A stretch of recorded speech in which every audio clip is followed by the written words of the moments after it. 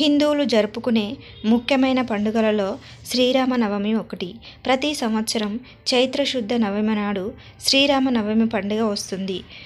పునర్వసు నక్షత్రపు కర్కాటక లగ్నంలో సరిగ్గా అభిజిత్ ముహూర్తంలో అంటే మధ్యాహ్నం 12 గంటలకు శ్రీరాముడు జన్మించాడు. శ్రీరాముడు జన్మించిన రోజున శ్రీరామనవమి పండుగను జరుపుకుంటారు. అలాగే సీతారాముల కళ్యాణం కూడా ఈ రోజునే జరిగిందట.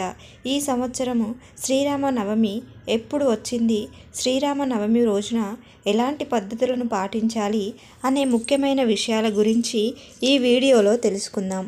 ముందుగా ఈ వీడియోకి ఒక లైక్ కొట్టి మన ఛానల్ని సబ్స్క్రైబ్ చేసుకోండి. ఈ నెల ఏప్రిల్ 6వ తేదీన ఆదివారం నాడు శ్రీరామనవమి వచ్చింది.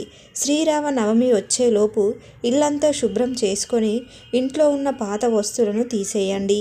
ఈ విశ్వావసునామ సంవత్సరంలో వచ్చే మొట్టమొదటి పండుగల్లో శ్రీరామనవమి ఒకటి. కాబట్టి శ్రీరామనవమి రోజున కొన్ని నియమాలను పాటించడం ద్వారా ఈ కొత్త సంవత్సరం అంతా మీకు బాగా కలిసి వస్తుంది. కాబట్టి శ్రీరామనవమి పండుగ వచ్చేలోపు శ్రీరాముల వారి విగ్రహాన్ని కానీ ఫోటోని కానీ ఇంటికి తెచ్చుకోండి. ఈ పండుగ పర్వదినాన రాములవారి విగ్రహాన్ని పూజ గదిలో ప్రతిష్ఠించుకుంటే డబ్బు పరంగా మీ ఇంటికి బాగా కలిసి వస్తుంది. అంతులేని ఐశ్వర్యాన్ని రాములవారు ప్రసాదిస్తారు. ఈ శ్రీరామనవమి నాడు పూజలు చేసేవారు కొన్ని శుభముహూర్తంలో ఇంట్లో పూజ చేసుకోవాలి. రాములవారి పూజకు అత్యంత అనువైన సమయం ఏప్రిల్ 6 ఉదయం 11 గంటల నుంచి మధ్యాహ్నం 1:30 వరకు ఉంది.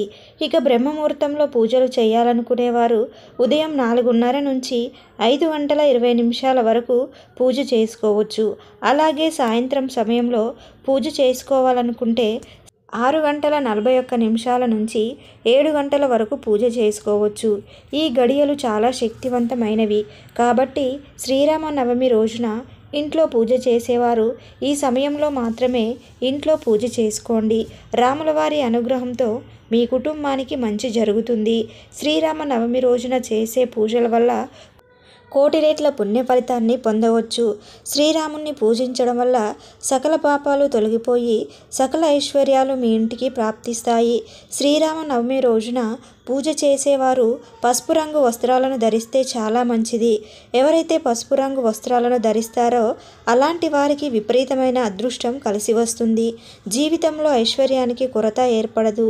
అలాగే చామంతి పూలతో సీతారాముల్ని పూజిస్తే విశేషమైన పుణ్య ఫలితం దక్కుతుంది.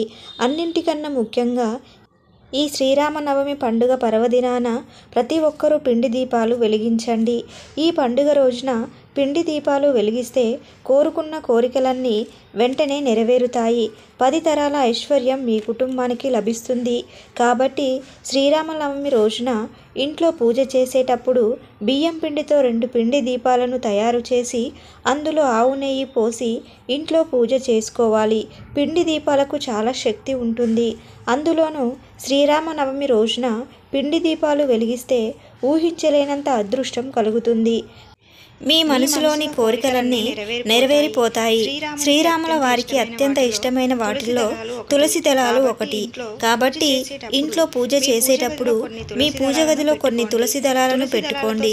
తులసి దళాలతో శ్రీరాముణ్ణి పూజిస్తే మీ ఇంటికి అఖండ కుబేర రాజయోగం కలుగుతుంది. విపరీతమైన డబ్బు కలిసొస్తుంది. ఈ సంవత్సరంతా భోగభాగ్యాలను అనుభవిస్తారు. కాబట్టి ఇంతటి గొప్ప అవకాశాన్ని మాత్రం అస్సలు వదులుకోవద్దు. శ్రీరామనవమి రోజున ఇంట్లో పూజ చేసే ముందు కొన్ని అక్షంతలను తయారు చేసుకొని పూజ గదిలో పెట్టుకోండి. ఇంట్లో పూజ పూర్తయిన తర్వాత ఆ అక్షంతలను తలపైన వేసుకోండి. ఈ అక్షంతలకు ఎంతో దైవశక్తి ఉంటుంది. కాబట్టి మీ కుటుంబం అంతా అక్షంతలను వేసుకొని రాముల వారికి నమస్కారం చేసుకుంటే ఈ సంవత్సరం అంతా మీకు బాగా కలిసి వస్తుంది. తమలపాకులు ధనాన్ని ఆకర్షిస్తాయి. కాబట్టి ఈ శ్రీరామనవమి పండుగ నాడు 5 తమలపాకులను తీసుకొని వాటిపైన గంధంతో శ్రీరామ అని రాసి మీ పూజ గదిలో పెట్టుకోండి. మీ ఇంటికున్న దరిద్రం మొత్తం తొలగిపోయి మీ ఇంట్లోకి ధనలక్ష్మీదేవి అడుగు పెడుతుంది. ఈ సంవత్సరం అంతా ధనధాన్యాలకు లోటు లేకుండా రెట్టింపు ఐశ్వర్యాన్ని పొందవచ్చు. ఇక పూజలో నైవేద్యంగా వడపప్పు అలాగే బెల్లం పానకాన్ని నివేదించాలి. అయితే నైవేద్యానికి పానకాన్ని తయారు చేసేటప్పుడు అందులో కొన్ని తులసి దళాలను వేయండి. ఈ పానకాన్ని ప్రసాదంలాగా స్వీకరిస్తే ఈ సంవత్సరం అంతా ఎలాంటి అనారోగ్య సమస్యలు రాకుండా ఆయుర ఆరోగ్యాలతో అష్టైశ్వర్యాలతో జీవిస్తారు. ఈ రోజున సీతారాములను పూజించడం ద్వారా దాంపత్య జీవితంలో ప్రేమానురాగాలు పెరుగుతాయి. లక్ష్మీదేవి ప్రసన్నురాలవుతుంది. మీ ఇంటి సంపద పెరుగుతుంది.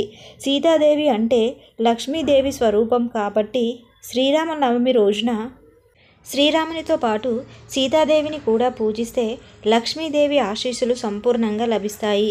శ్రీరామనవమి రోజున చాలామంది ఉపవాసం ఉంటారు. అయితే పండుగ రోజు ఉపవాసం చేసేవారు ఒక పూట మాత్రమే భోజనం చేయాలి. ఈ రోజున చేసే ఉపవాసాలకు అనంతకోటి పుణ్య ఫలితాన్ని పొందవచ్చు. ఈ రోజున రామాయణం చదివినా, రామాయణాన్ని విన్నా సరే రాముల వారి సంపూర్ణ అనుగ్రహం లభిస్తుంది. శ్రీరామనవమి రోజున ప్రతి విష్ణు ఆలయంలో సీతారాముల కళ్యాణాన్ని నిర్వహిస్తారు.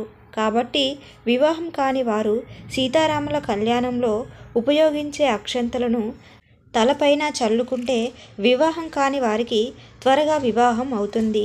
శ్రీరామనవమి ఆదివారం వచ్చింది కాబట్టి ఈ పండుగ పర్వదినాన ఉదయం స్నానం చేసి సూర్య భగవానుడికి నమస్కారం చేసుకొని అర్ఘ్యం సమర్పిస్తే జాతక దోషాలన్నీ తొలగిపోయి విపరీతమైన ఐశ్వర్యం కలిసొస్తుంది.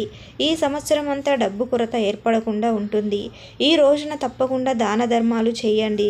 శ్రీరామనవమి రోజున చేసే దానాలకు ఎంతో పుణ్యఫలం లభిస్తుంది. ₹1 దానం చేసినా సరే కోటి రెట్ల పుణ్య ఫలితాన్ని పొందవచ్చు. ఈ వీడియో కనుక మీకు నచ్చితే లైక్ చేసి సబ్స్క్రైబ్ చేసుకోండి.